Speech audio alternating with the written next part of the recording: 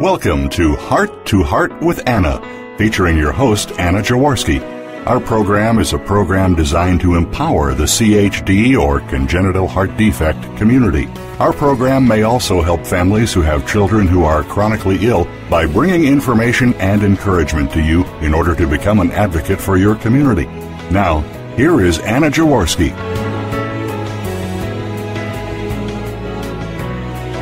Welcome to the 5th season of Heart to Heart with Anna. Our theme this season is Miracles Do Happen, and we have a great story today. There are hundreds of thousands of children awaiting adoption around the world. In the United States alone, according to the Adopt America Network, there are 130,000 children in the United States foster care system waiting to be adopted. Children are awaiting adoption for many reasons. Children with medical issues can be more difficult to place with adoptive families. While adopting a child with special medical needs can be frightening, it can also be the answer to prayer. Adoptive parents have a chance to make a miracle happen. But one of the most amazing things to witness is how much joy the adopted child can bring to a special family. Today's show will feature an adoptive mother who, along with her supportive husband, decided to adopt a child with a congenital heart defect. Miracles have been witnessed more than once since Becky and Joe adopted little Tess. Our show today, The Miracles of Adopting a Child with a Heart Defect, will feature heart mom Becky Katarkis. Becky Katarkis is the mom of 10 children, all through adoption, ranging in age from 13 years to 2 years. She is a pediatric master's prepared nurse and small business owner. Becky never set out to be a mom of a size XL family. She and her high school sweetheart husband Joe both feel so incredibly lucky to have the privilege of raising their children. They both volunteer within the adoption community, helping prospective adoptive parents understand the beautiful brokenness of adoption. Their hope is to better prepare parents for what they didn't know as they traveled this long and winding road over the last decade. It is also their hope to shine a spotlight on the amazing children who still wait to find their family. Welcome to Heart with Anna, Becky. Thank you so much for inviting me. Well, I've had a show where we talked with women born with a heart defect who became mothers through adoption, but we haven't talked about the opportunity people have to adopt a child with a congenital heart defect. What made you decide to adopt a child with special needs?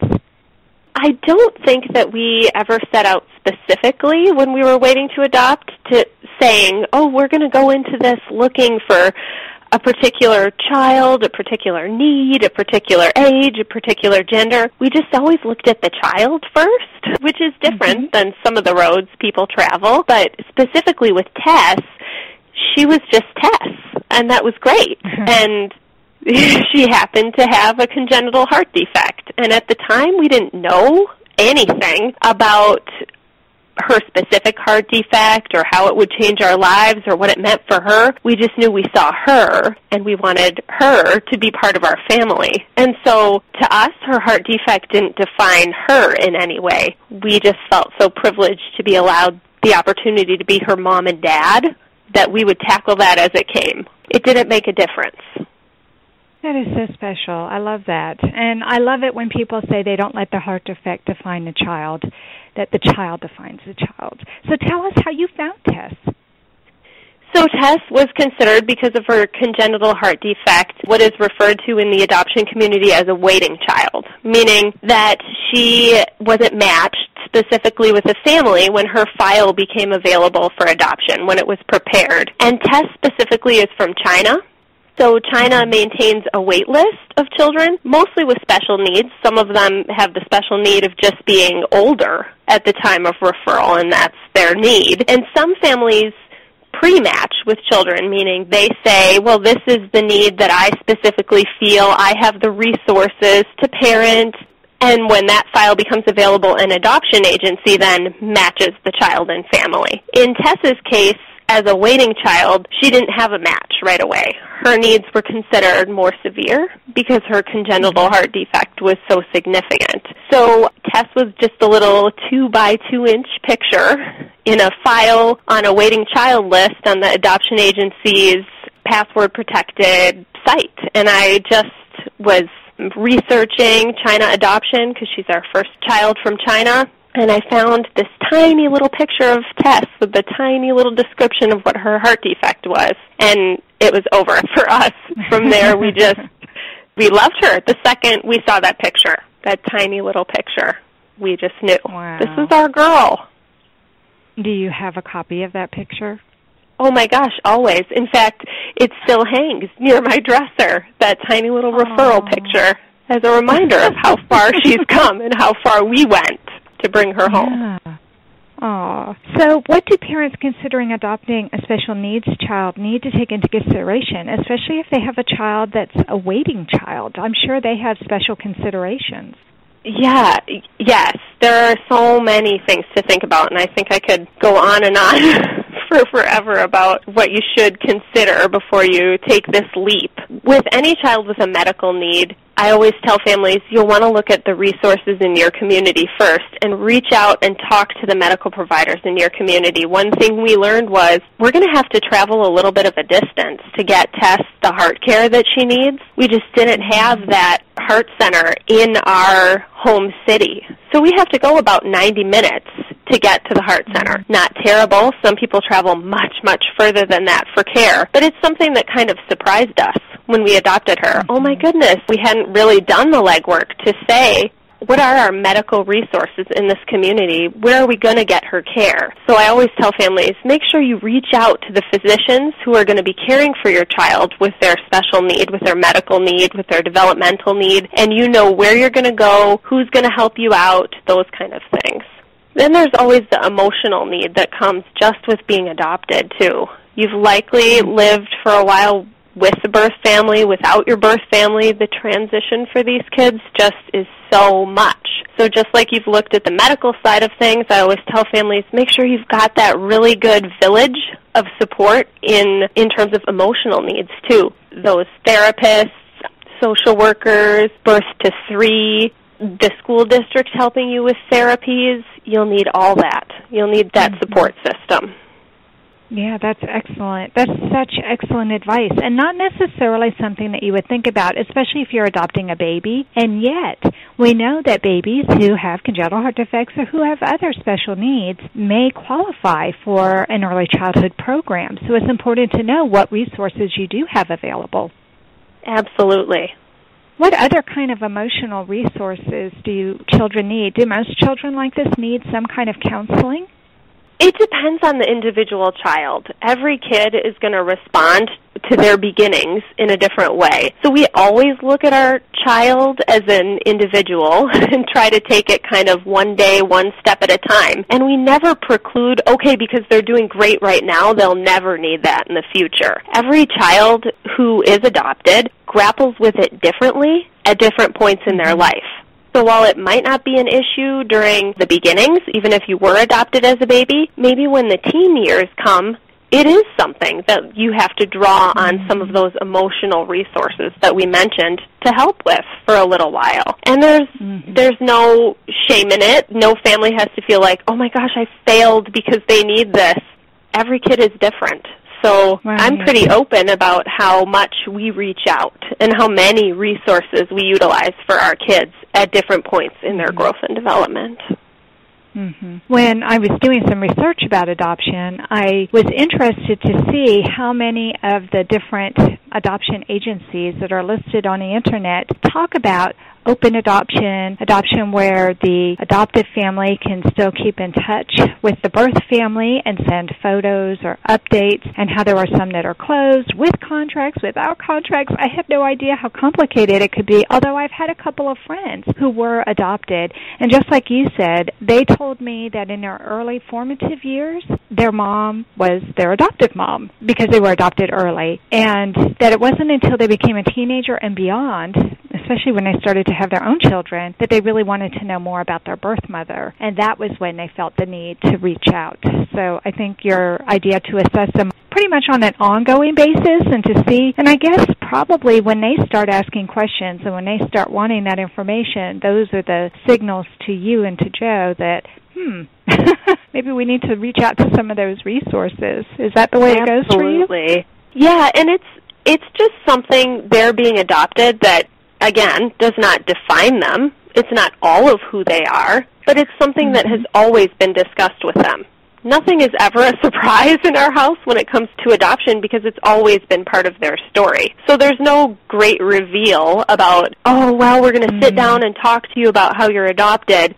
it's always just part of who they are. So even when we're reading storybooks to them as kids, adopted children are in the storybooks. We make sure that they have connections with other kids who came from their birth country, are adopted like they are, live in adoptive families. It's just such a normal thing for them that there isn't really a whole lot of hesitation in discussing it. And we do have, we are firm believers in maintaining as much as a birth family can and wants to have contact with our children, their relationship, as long as it's great for both our kids and the birth family, is totally open. We maintain ongoing communication. We're all part of each other's lives. And I think that's really important and different from how it was when kids my age, in their 30s even, were growing up.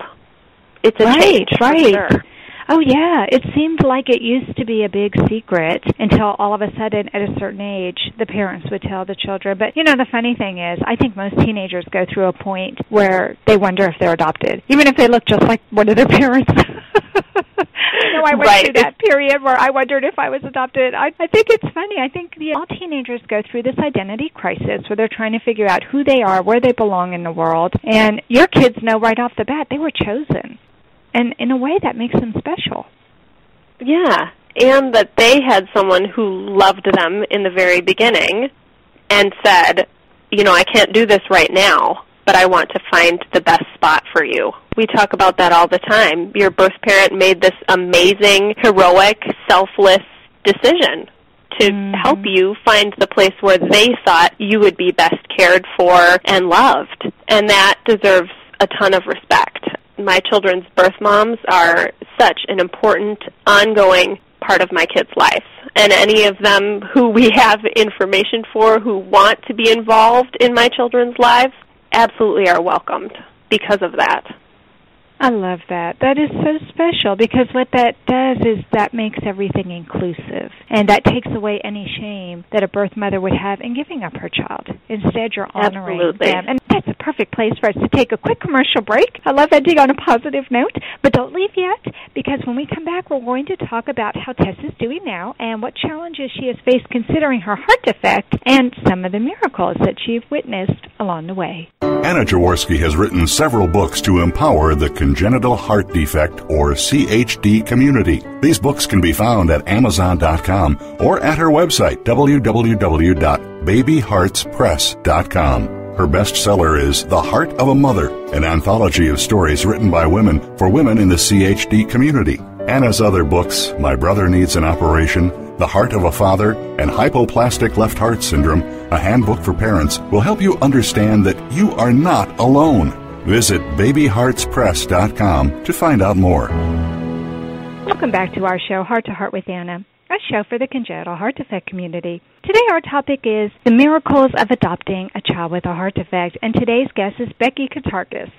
We just finished talking with Becky about the miracle of finding Tess from a 2-by-2-inch photo. I just love that story, and why Becky and Joe have chosen to adopt a special needs child. But let's learn a little bit more about Tess. Becky, let's talk a little bit more about Tess's heart defects, and can you tell us what surgery she's had and what she's gone through as far as her heart defects?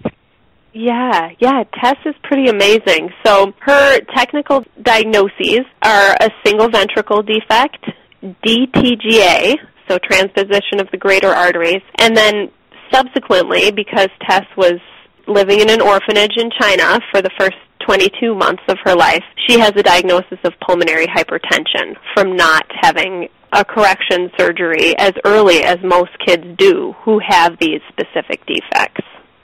So she's had 2 open heart surgeries since she's been with us, and she's been with us for almost 3 years now. She had the first surgery on her 2nd birthday. She had the arterial-switch, and then she had some pulmonary bands placed. And just last month, she had a biventricular repair to address her single ventricle. Oh, wow. She had a biventricular repair? She did, yes. So now she has 4 chambers instead of just 2? She does. Oh, it was a pretty amazing miracle. Wow, that is a miracle. That does not happen with everybody, folks. A lot of children who start out single ventricle end up like my son and have a 2 chamber heart instead of a 4-chamber heart, and that puts a lot more stress on the heart. So if you can convert that heart to a 4-chamber heart, theoretically, it's much better for the child's heart. So, wow, congratulations to Tess. So that's definitely a miracle. You finding her from a 2-inch by 2-inch photo, that's a miracle. Wow, you have experienced a number of miracles with Tess, haven't you? Yes, her surviving the first 22 months of life with no intervention at all, none. She had no real access to medical care. Her making it home all that way on the plane ride, making it here. Her lungs needed to heal and remodel. With a pulmonary hypertension diagnosis, it's not a given that you're going to be able to do any sort of repair, and you're not transplant eligible until the lungs are addressed. So we had to cross our fingers, hope, pray that we'd be able to remodel her lungs. It was an amazing miracle that occurred. And then to find out, we traveled Boston and then back to Milwaukee, where she was finally received her surgery, to find out she is a candidate for a biventricular repair. Also a miracle. Wow, yes. Oh, my gosh. And what a whirlwind experience for you and Joe. Absolutely. To, first of all, find this little girl, fall in love with her, discover that she has really a major heart defect. This is not something minor. It is a miracle that she survived 22 months. I'm thinking she probably did she not have a VSD or an ASD or some kind of holes in her heart allowing the blood to circulate without her being too blue? Yeah, she did. She also had that kind of backwards anatomy that was allowing a certain amount of mixing. Yeah.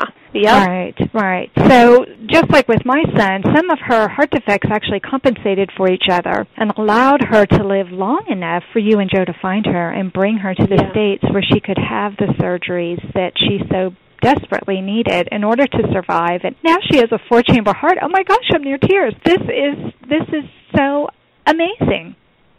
It's amazing what can be done if these children who are waiting can get to medical care. It's amazing.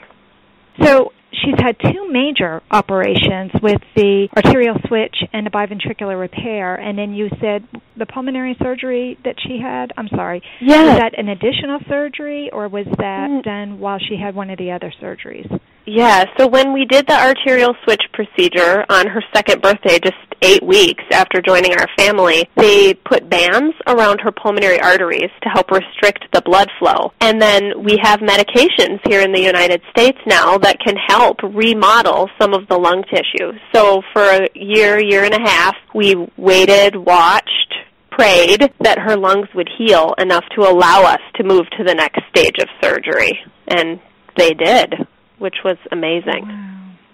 Wow. Yes. I think the medication is a real miracle. I know so many friends who have had children who have pulmonary problems. And 20 years ago, when Alex was born, there wasn't as much that could be done. Even back then, they did do the pulmonary banding, and they did as much as they could surgically. But to know now that drugs are non-invasive, that's a much simpler way to try and solve a problem. And you can fine-tune it as the child gets older and as the child's needs change, whereas you don't want to have to keep opening up that chest and have the potential for infection and all the other kind of complications that you can have with an open-heart surgery. So, wow, this is just, it becomes more and more amazing. So tell me, are there any other miracles that you feel you and Joe have witnessed since you have had Tess become part of your family? So when she first joined our family, because she had been uncorrected for so long, her development was so delayed. She couldn't swallow very well. She couldn't sit up steadily. She couldn't walk. She said one word. We thought to ourselves, oh my gosh, we have this child that is so delayed. We may, in this instance, be parenting this child for the rest of our lives. We were ready for that. And today, at the age of almost 4.5, Tess is walking, talking, running, playing, totally developmentally on target 4.5-year-old. To me, that is the biggest miracle of all of this. That's a huge miracle. Yes, is that she, with the proper medical care, has been able to grow, thrive, and this is the story for so many kids who are waiting, and then get access to care to give them the medical. But to be fair, it's not just the medical care. The medical care helped her heart a lot, but you have clearly put her in a loving, supportive supportive environment. I imagine she has books and siblings who read to her and challenge her and are good role models for her and play with her. Children learn so much through play, and she has 9 siblings to play with. Right. She has therapy all day long. We always laugh and say that her best physical, occupational, and speech therapists live right in our house, right with us. Exactly. Absolutely. Yeah, absolutely. I mean, especially if they're not talking. And steering. Right. One of the problems that you worry about is the siblings talking for the child or babying the child too much. But with 9 of them, there's too much competition. She has to learn to speak up for herself and to do things, or else she's going to miss out. Absolutely. She's one of many, and she sees them and wants to make sure she can keep up with the play, too. Sure. I want to be able to go down the stairs. I want to be able to reach this. I want to be able to pedal my bicycle like they are when they're out in the yard. So they're huge motivators for her, for sure.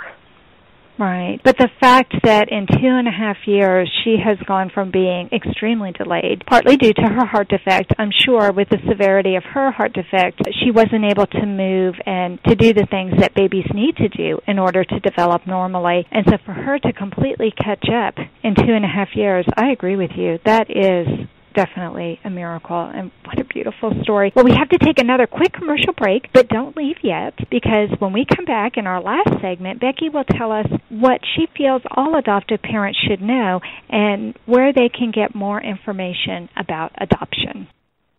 Anna Jaworski has spoken around the world at congenital heart defect events, and she is available as a keynote or guest speaker for your event. Go to hearttoheartwithanna.com to learn more about booking Anna for your event. You can also find out more about the radio program, keep up to date with CHD resources and information about advocacy groups, as well as read Anna's weekly blog. Anna wants you to stay well connected and participate in the CHD community. Visit hearttoheartwithanna.com today.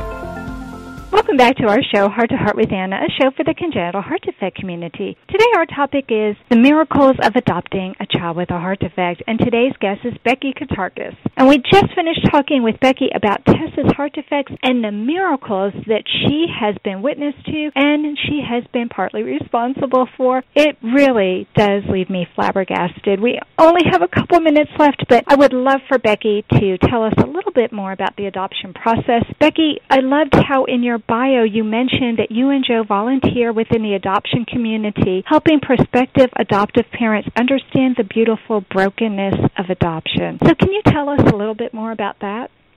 Yeah. When we talk to prospective adoptive parents, because we're this large, conspicuous family, so it comes up pretty often, that's the way we describe it, as a beautiful brokenness. While amazing for Joe and I, my husband, this gift is amazing. Every day with our kids is just a miracle in and of itself. There is a certain amount of brokenness for them. There was trauma in their beginnings, and then they lost a lot. For my kids who are adopted internationally, they lost their language and culture that they began with, and for all my kids, they lost some connection to their biological family. So I think we, as adoptive parents, talk about that a lot, about the loss that comes with adoption. Mm-hmm. You don't really think about that, but it is a loss, and I'm sure there is a certain amount of grief, even if the children don't really have the mental faculty to articulate it. I'm sure there is that loss, and as they get older, maybe they feel or experience that loss a little bit more when they see children, especially for these international children that you're talking about, when they see children who look like them, who maybe have something that they don't have because they aren't part of that culture. Absolutely. And so we talk a lot about what our kids have lived through and experienced. Mm-hmm. So tell me, you have a big family. The picture that is on the slideshow and that I send in the e-card, it shows a beautiful blended family, all different colors, all different sizes. So how do you account for so many different cultural backgrounds? We maintain as many connections with our children's birth culture for our children who were born out of the United States as we can. So that means trips back to their homeland occasionally, but it also means maintaining cultural connections within the United States with people who are from their similar background. So for my kids who are from Ghana, we make sure to maintain connections with other Ghanaian Americans. The Chinese American community in the city we live in is large, and we make sure we are a part of that community as well. And then we make sure we are a part of the general adoption community too, so that our kids always have someone from a similar background, from a similar culture, who came from a similar place and joined their family in a similar way as our kids have. That's so important for them to have that. Wow, I love that. I mean, it's just like a lot of us heart parents are also part of the heart defect community, and we do heart walks together, and there are different ways that we enable them to see other children who have scars like they do. What you're doing is you're making sure they see other people from the same culture and who have experienced adoption, which makes them not seem so unusual. I love that. Right. That's fabulous. So can you tell us a couple of helpful websites where people who want to know more about adoption can go and learn more? Absolutely. So for general adoption information, I always refer people to the adoption agency that we use, love, trust the most. It's called the World Association for Children and Parents, and they have many, many different adoption programs. So while our last 3 adoptions have occurred through China, there are a ton of different programs, even domestic adoption. Call, research, ask. They can help you with all that. They're www.wacap.org. So www.wacap.org. For China-specific adoption information, we volunteer with a group called the Red Thread Advocates. We have a website, this group does, where we have a ton of information about China-specific adoption. China has thousands of kids on the wait list currently waiting for their families to find them, many, many of them with congenital heart defects. So for more information there, they're Red Thread Advocates, all one word, .wordpress.com. And then so many people are interested in Joe's and my story and how we found our kids, Tess's journey. So if people are interested, we're fullplatemom.com. Okay, so spell that. Is it FULLPLATE? .com. Yep, fullplatemom.com.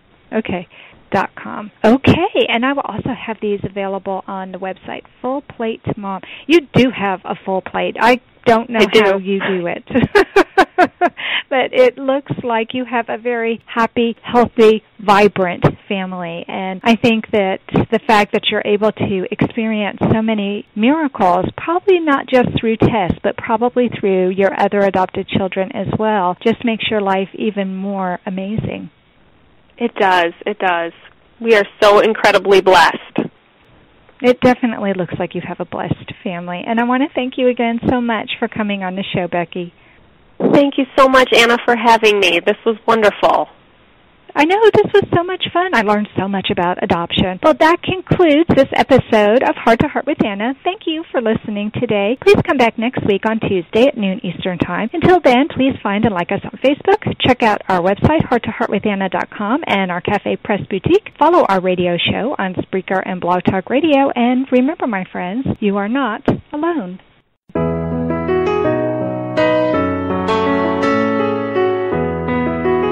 Thank you again for joining us this week. We hope you've been inspired and empowered to become an advocate for the congenital heart defect community. Heart to Heart with Anna, with your host Anna Jaworski, can be heard every Tuesday at 12 noon Eastern Time. We'll talk again next week.